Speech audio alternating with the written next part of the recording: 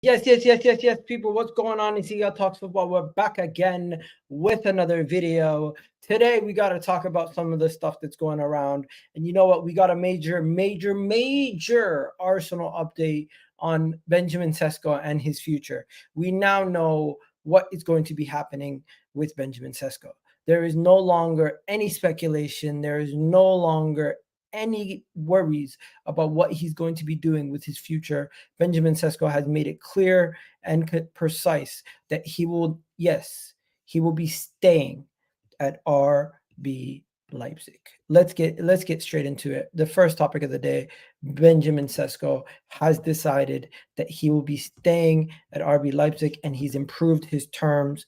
Yes, Benjamin Sesko has improved his terms and he will be staying at RB Leipzig. Fabrizio Romano was the first one to report this morning at 9:21 a.m. And I'm going to keep it real. A little bit disappointed because I was starting to get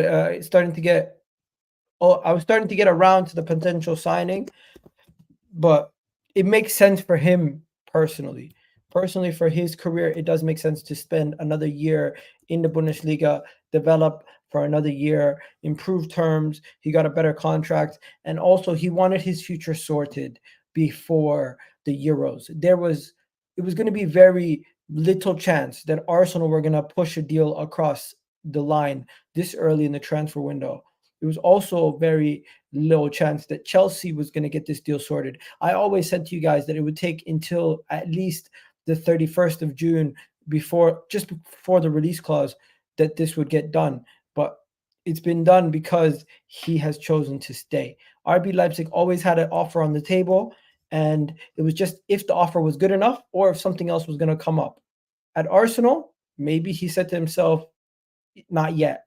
Chelsea, maybe he looked at the situation at Chelsea and said, you know what, they're not in Champions League. I should probably stay. There's many different reasons why he probably chose to stay, but the main thing, I believe the main reason why he chose to stay is because he wants to continue his development. That is the main thing. He probably wants to keep developing, and you got to give him credit because he chose the best thing for his personal career. I think he made the right. I think he made the right move, and I agree with Neil the Gooner 93. But we cannot now go for underwhelming signings. We cannot now go and try to go get just any Tom, Dick, or Harry. We cannot just go and try to downgrade. But big up everyone at Never a Foul for the raid. Big up to everyone who's just joining us. Please do hit the like button on the video. It is absolutely free. It helps the channel out massively if you guys don't already know that.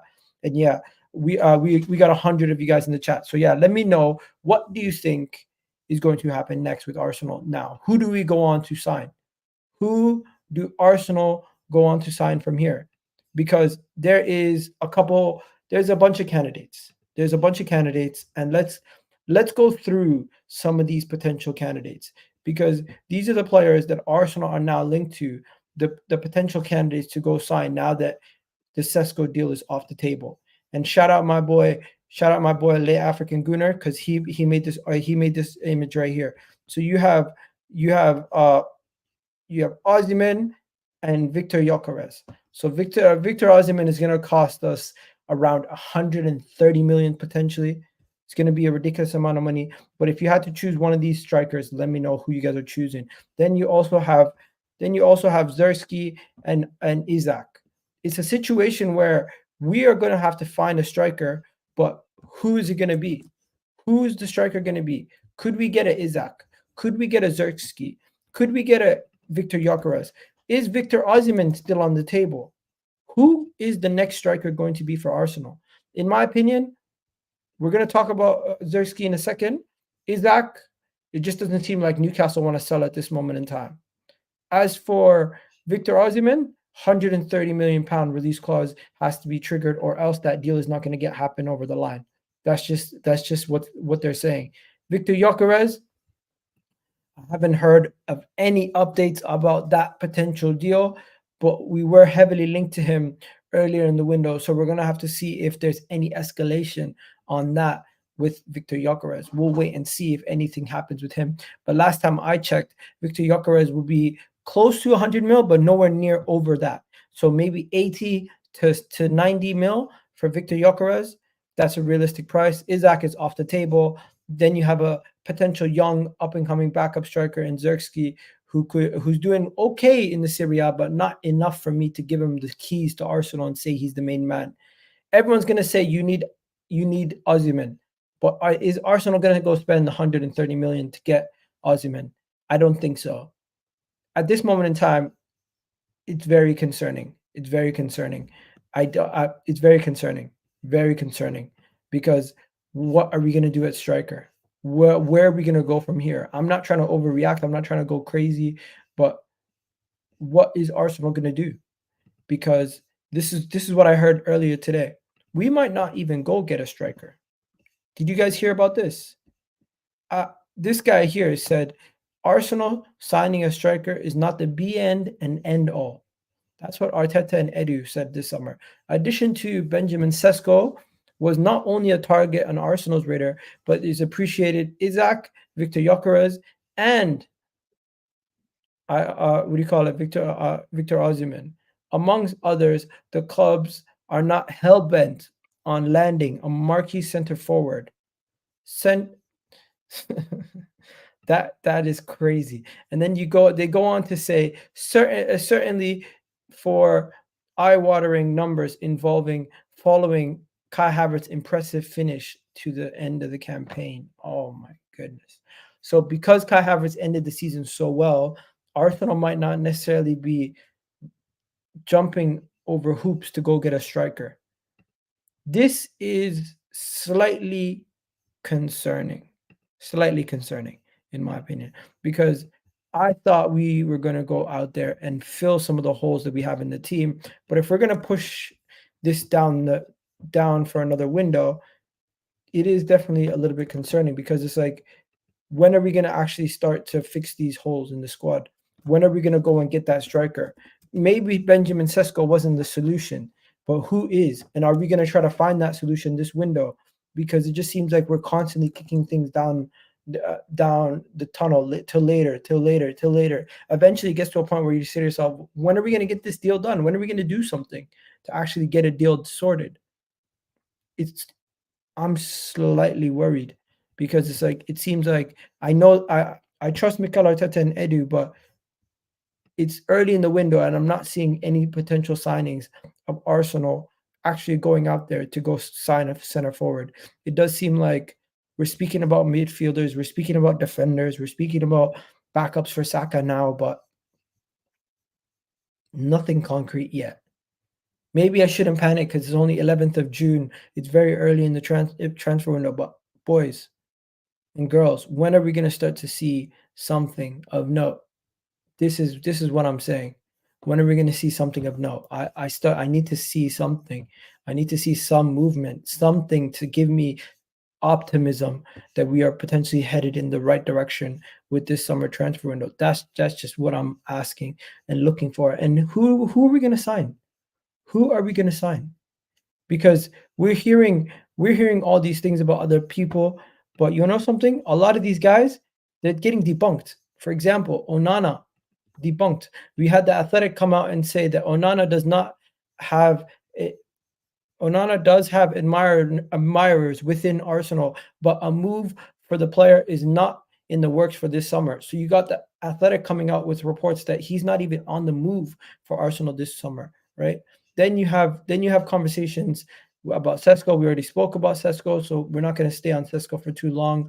But there is other conversations like Fofana. Fofana is amazing. This would be a good deal. He's 25 years old. It would potentially cost us 20 million. He would come into our team and help us in the midfield. He would be a good upgrade or on some of the guys like that are leaving, like Elneny, and you know what I mean. But at this moment in time, obviously, I'm not comparing him to Elneny. I'm saying Elneny's a midfielder who's left. You bring in a Fofana for 20 million. That's a really good player right there. And he doesn't have the pressure of playing week in, week out. But if he's coming in to replace Thomas Partey and there's no other midfield signing coming in, is he the midfielder to take us to that next level? Is he ready to be that guy who plays week in, week out and takes us to the next level?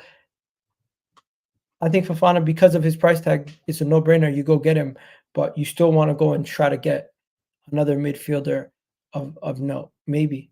I don't know. I think Fofana is a good midfielder, but if we're gonna get Fofana, go get a Fofana and then also try to go get somebody else. Try to get us try to get somebody who can play as an 8/winger like a Xavi Simons, who can also play a little bit more forward. Get us 2 midfielders instead of just 1, because we need somebody who can cover the wings. We need somebody who can cover the 8 and also play as a potential 10 also. So Fofana is going to help us out deep in the deep line playmaker role / defensive midfielder, but you still need more. And at this point, it's just initial conversations. It's nothing too far. But if we did sign Fofana, I would be excited, but I still want more. Call me greedy, but Arsenal should be looking to consolidate as much talent as they can in the key areas that we need. Some of them can be young, some of them can be very proven, but whatever we do, we need to have the eyes of trying to win and trying to continue to grow this team. And I think Youssouf Fofana is one of those players that could definitely benefit us. Definitely could benefit us. But at this moment in time, I'm not gonna go and say, oh, Youssouf Fofana is guaranteed coming to Arsenal, because I don't think Youssouf Fofana is nailed on for Arsenal at this point. I think it's just we're hearing rumors. Don't get yourself too attached to the potential signing of Youssouf Fofana just yet. Just yet. But yeah, we got some people saying Zirzkee already agreed with Milan. Yeah, we got to talk about that. We got to talk about that. So the thing about Zirzkee is the Guardian reported. I think the Guardian reported something about him, and they said something across the lines that this is what they said. So this is what they said about Zirzkee. Arsenal could now reignite their interest in Zirzkee, who has a 34 million pound release clause. Although he's currently being heavily tracked by AC Milan, Arsenal are in for Alexander Isak, Viktor Gyökeres, and has dwindled due to the massive fees. So take fees it would take to sign them. This is coming from the Guardian. So really and truly, at this moment in time, they're basically telling me that this guy might be the guy that Arsenal are looking at after missing out on Sesko. I just don't believe them. Do you guys believe this? Genuinely, do you believe that Zirzkee is the guy that Arsenal are interested in, especially when he seems to have an agreement on the table with, if I'm not mistaken, it's AC Milan? Yeah. So he has an agreement with AC Milan, but you expect me to believe that Arsenal are going to be pushing for this deal? Nah, mate. Something's fishy. Something don't add up. To me, it just sounds like they needed to pivot. They needed to pivot, and maybe it's an agent link, maybe something like that. But from what I'm hearing and from what I'm seeing, 4 hours ago, Manchester United are interested in him. You got apparently Manchester United are interested in him and Fofana. And then when you look at it, 2 days ago, they reported that he agreed personal terms with AC Milan. 2 days ago, he agreed personal terms with AC Milan. How much money he's going to get? He's going to stay in Italy. I think this is probably the move that's best for him in his career. It doesn't make sense to come to Arsenal and be a backup.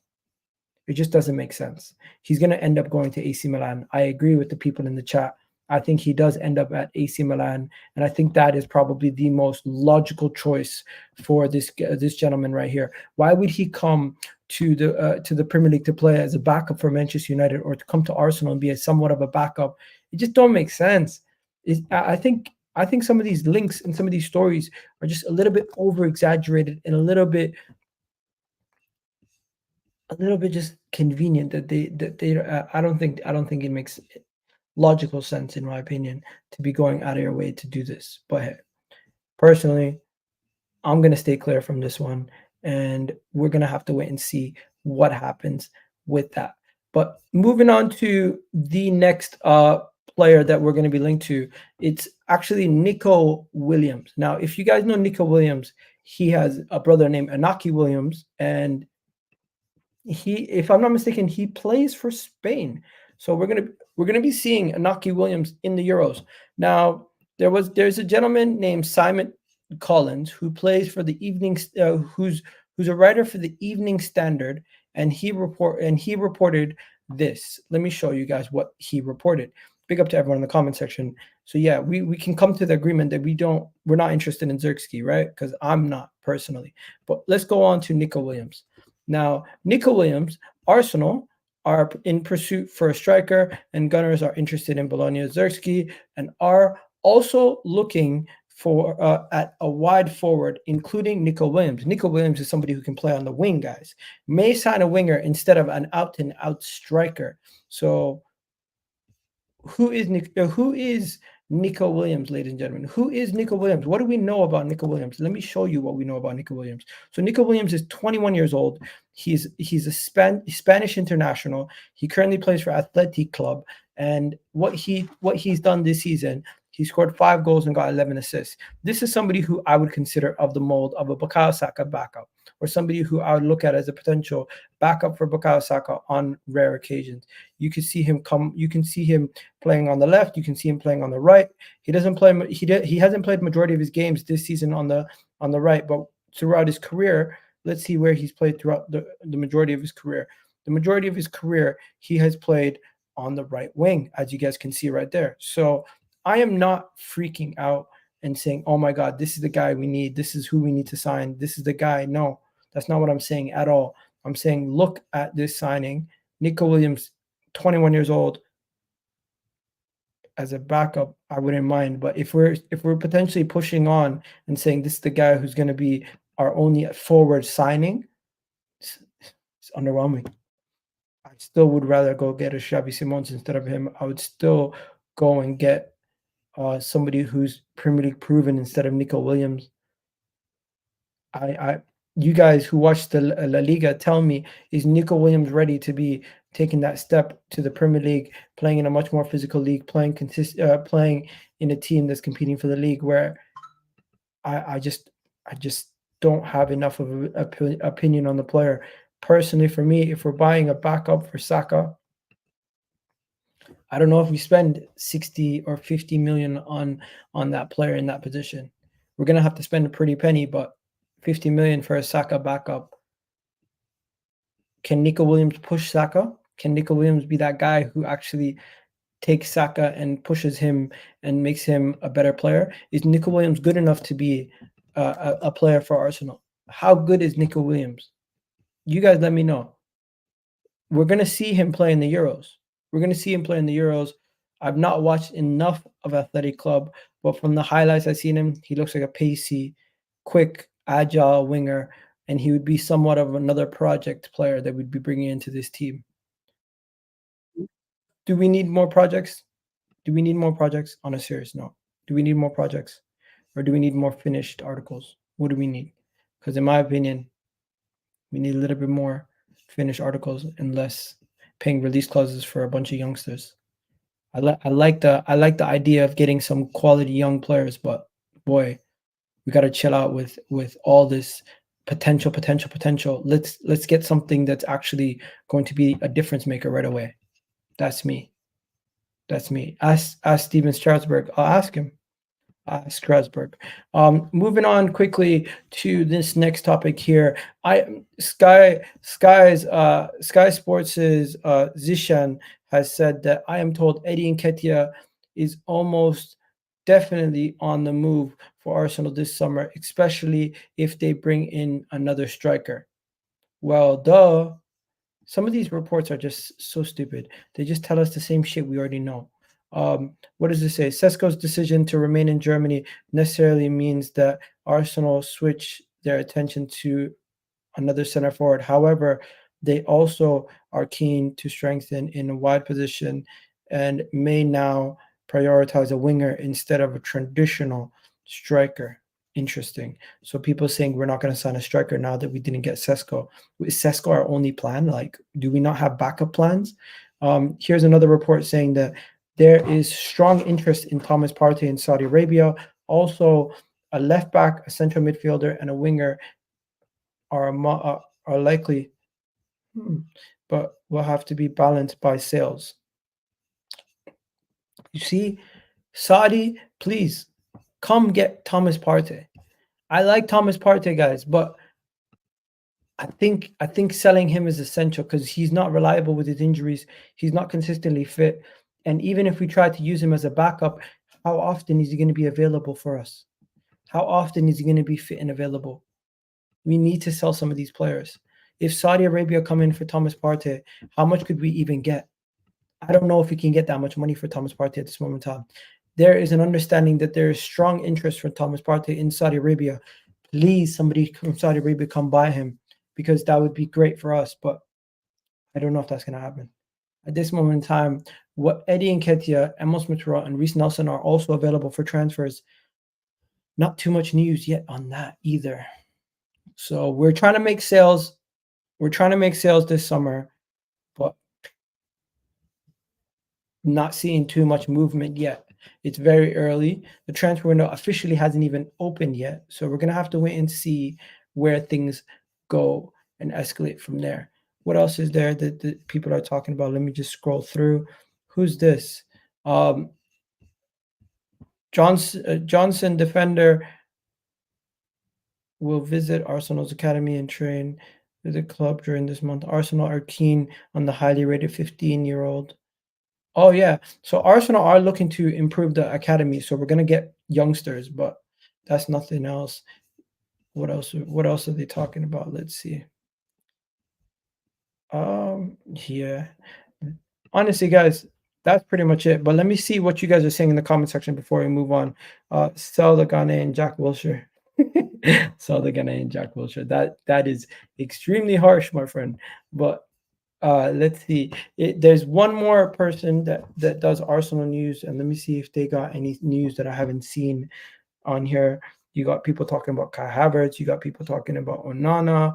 The Onana deal is high priority for Arsenal, but it's unlikely to happen. There's this guy from Stuttgart. Nothing really.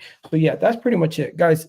Arsenal, there's not too much more to be spoken about. Everything's basically around Zirkzee and that.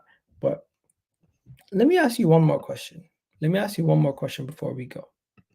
Do you think Arsenal would ever go back in for Dusan Vlahovic? Because I don't.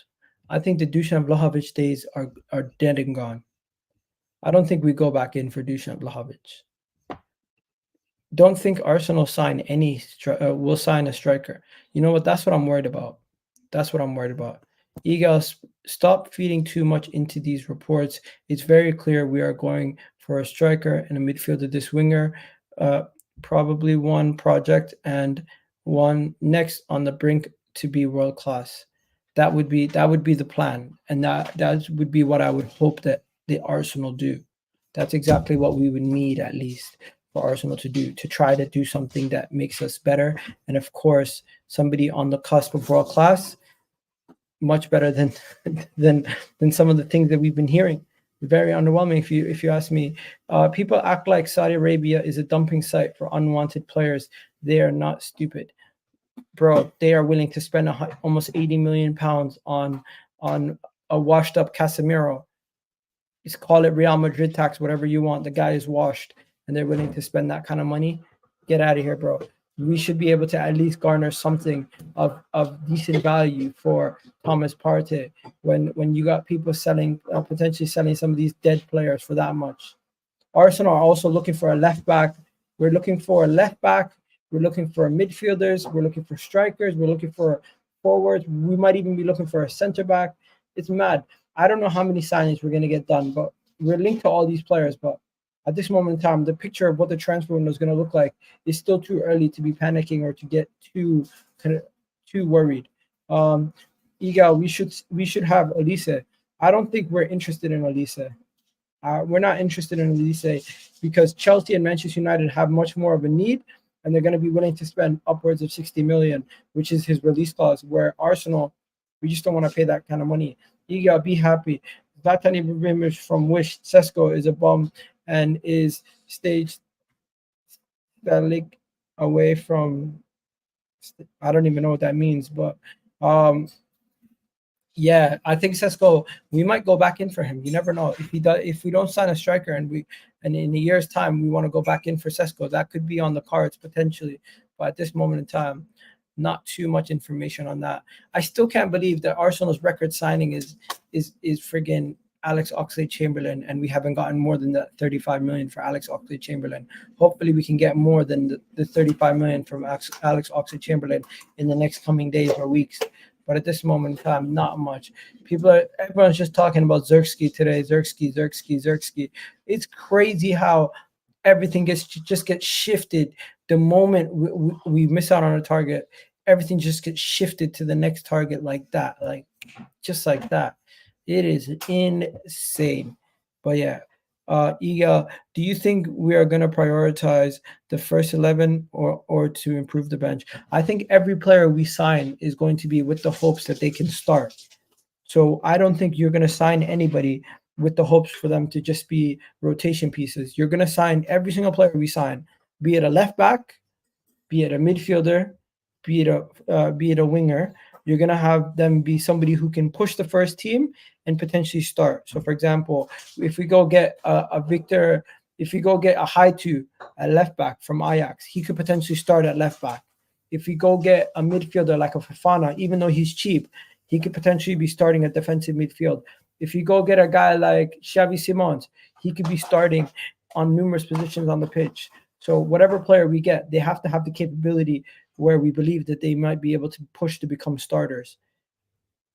And naturally, in that way, you're going to improve the bench. You're going to be pushing people down the pecking order, like a Gabriel Jesus, like a Eddie Nketiah.